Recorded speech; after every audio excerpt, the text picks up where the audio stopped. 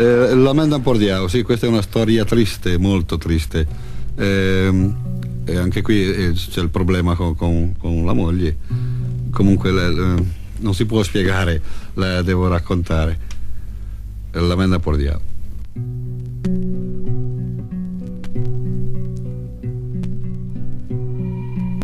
Te!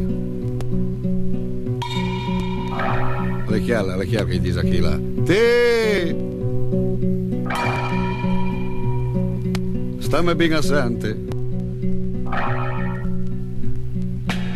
Se ti infica neste tre gambe e pianto un po' a sta martelleria che ti fa sgubare pancratà per sesma. Ma si capisce niente più cibi solidi. Rancina. Non mi dai neanche più una lira? E va bene.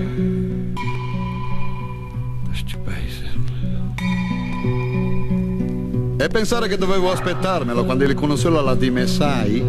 Io sono un'olimpionica. Un'olimpionica. L'hai capito dopo? Aveva vinto le Olimpiadi mondiali del salto del pasto.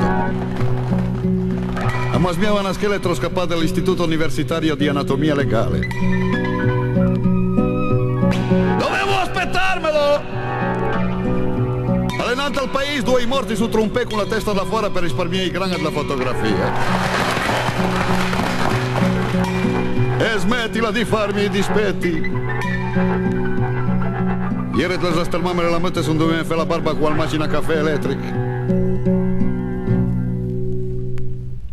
Ma però, una volta al mese, che la mia busta paga, ti la fichi a tobarais, qual me gran che la ta svaga, se snaloffia dispettosa, che pretende ma calgran, gnaule sempre se sbrudusa, e tranfia beffe per fei pian.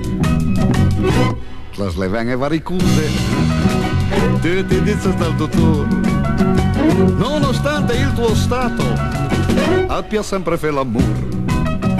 Ti indise ubriacone, tan fedin da femescar, molto meglio quel barese che all'isica l'impicciar.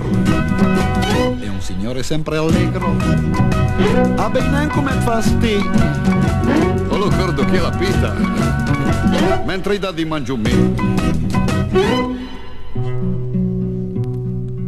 Andiamo all'occhio la sera un fa sciupè.